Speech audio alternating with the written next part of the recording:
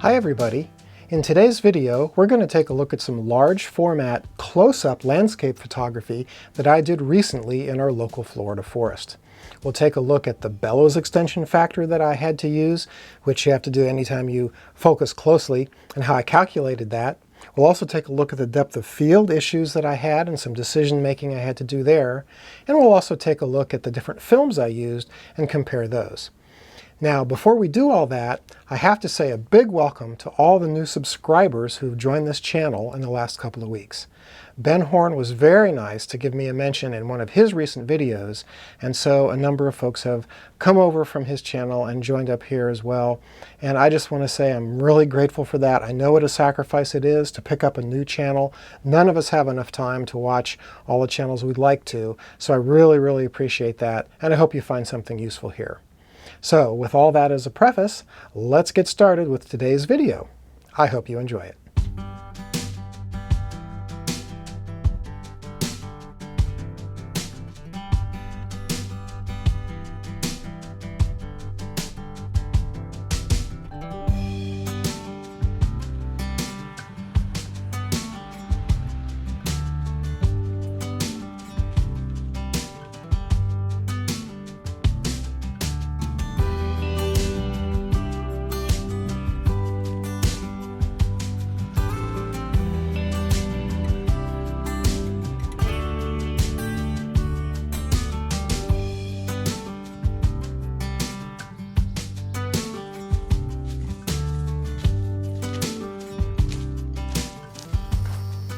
So I've come out to my local forest again today, and I'm coming to a spot that I explored for the first time yesterday. Found a new trail and just explored it a little bit.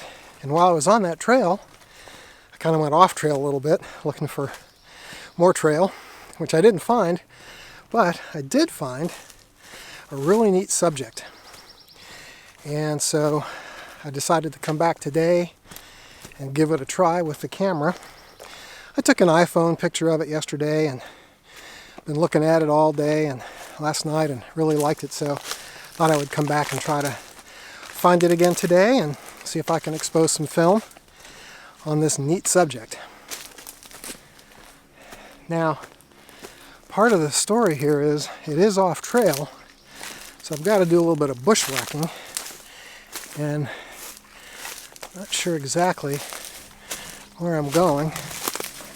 It really is in sort of some thick woods here that are not part of the trail. Ah, but there it is. All right, I found my subject. It's just a neat little detail of a downed log with some nice cracks and leading lines.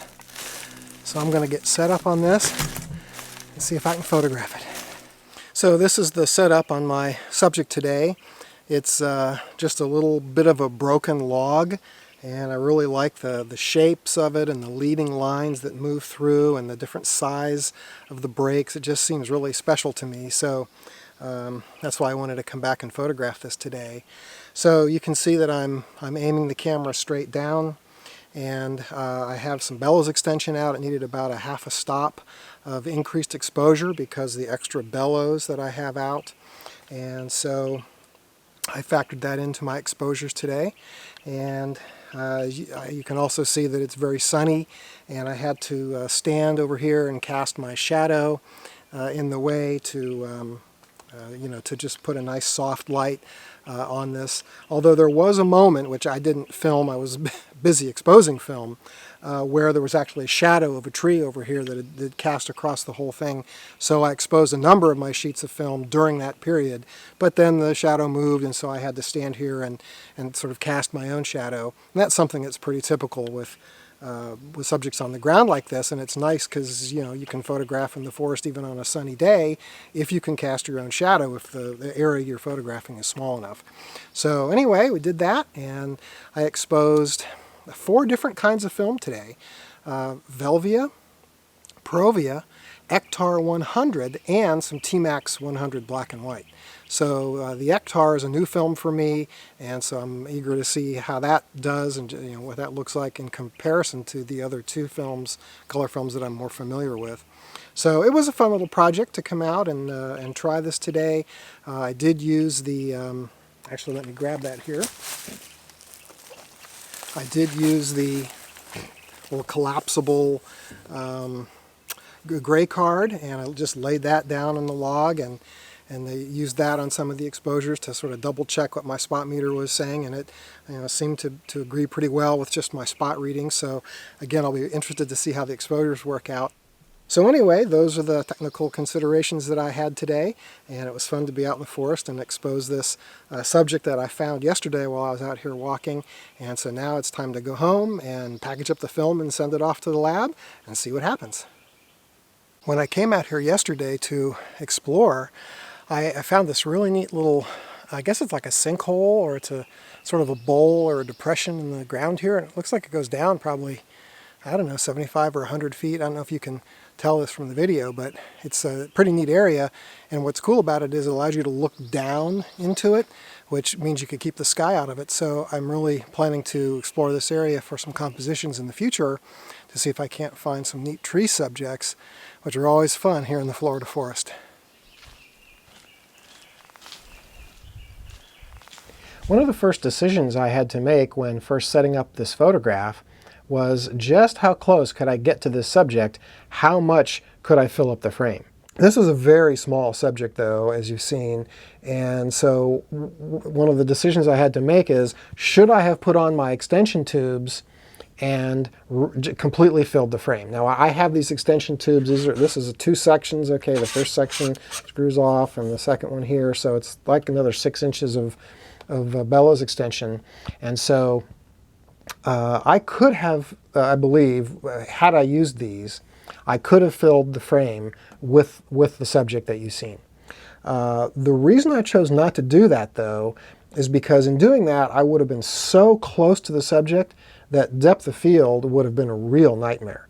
There's no way I possibly could have gotten all my layers and levels of this subject in focus, even with stopping down to 64, f64, which is all my lens had. What I chose to do was not fill the frame up, just back the camera off, not even use the extension tubes. I was using my 200mm lens, and I was able to back off far enough that I was able to carry my depth of field that I needed with f45.5. So that was a choice. The reason I had to make that choice, though, is because of the complex nature of the subject. Not only was it a sort of a V shape because of the crack in the log as it had cracked, but also, being a log, it was rounded. And so I was trying to focus on parts of the log down here on this rounded section, and then also parts down on this rounded section. And so I just had a lot of layers of focus, and none of the view camera movements would have let me shift the plane of focus to my advantage at all with a subject like that. Now, if I was photographing something right along the ground, like some nice flat ice or some leaves that are just laying on the ground, you could get very, very close then, use your extension tubes, use all the bellows, use some of the camera movements to align the plane of focus, and you can do all that without having to stop down too much.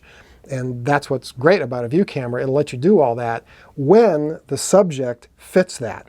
But in my case, it really didn't, because of all those sort of complex layers and curves.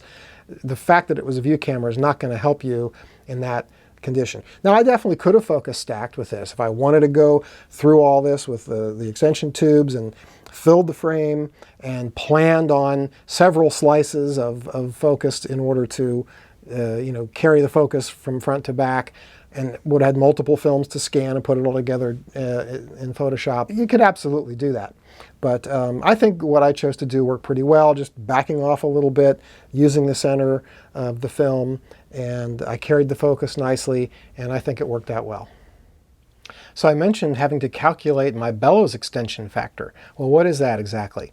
With a large format view camera, when you focus on a close-up subject, you have to extend the bellows out a lot, and that costs you light. And it's sort of counterintuitive because with other cameras we don't have to deal with that.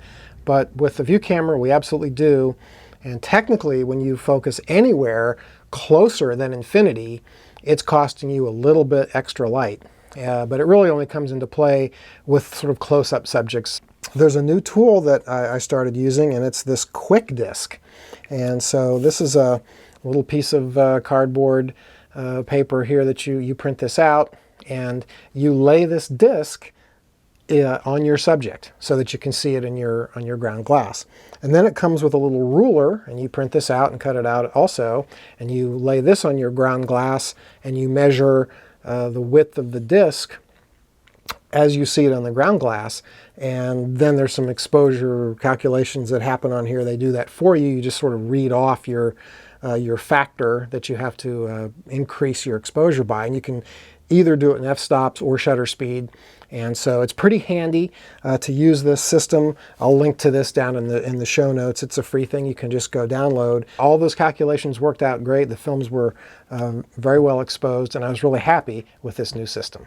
So the first film to look at here is the Velvia 50. Well, it seems to me it's just a little green, but it's very sharp, a little more contrasty, but I thought the color was a little bit green. So I wanted to move on to another film. Now here's that new Ektachrome 100, and I thought it went maybe a little blue and also kind of contrasty, so I wasn't as crazy about that, although it looks nice, but I did think that it was maybe a little blue. And so then the final film that I wanted to look at is the Provia 100. And I thought this one was the most neutral. And so this is the one I actually went with. This is the one I scanned. And so I'm pretty happy with this Provia 100.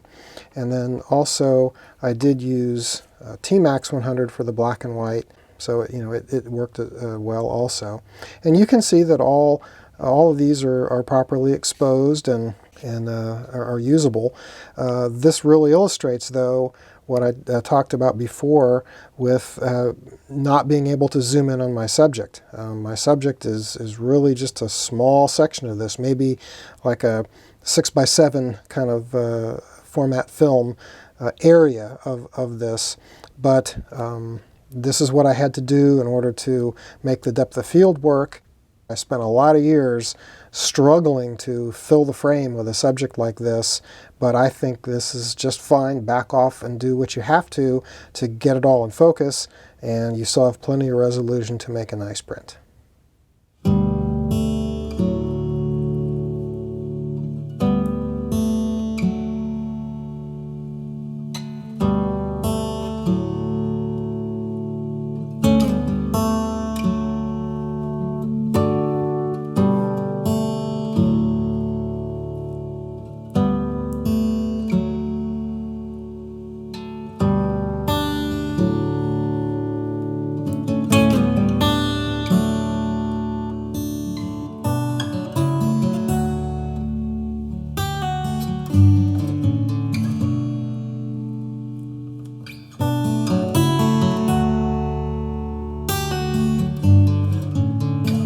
Well, thanks for coming along on my little adventure today. I hope you enjoyed this hike through the woods to find this little subject that I wanted to work on today.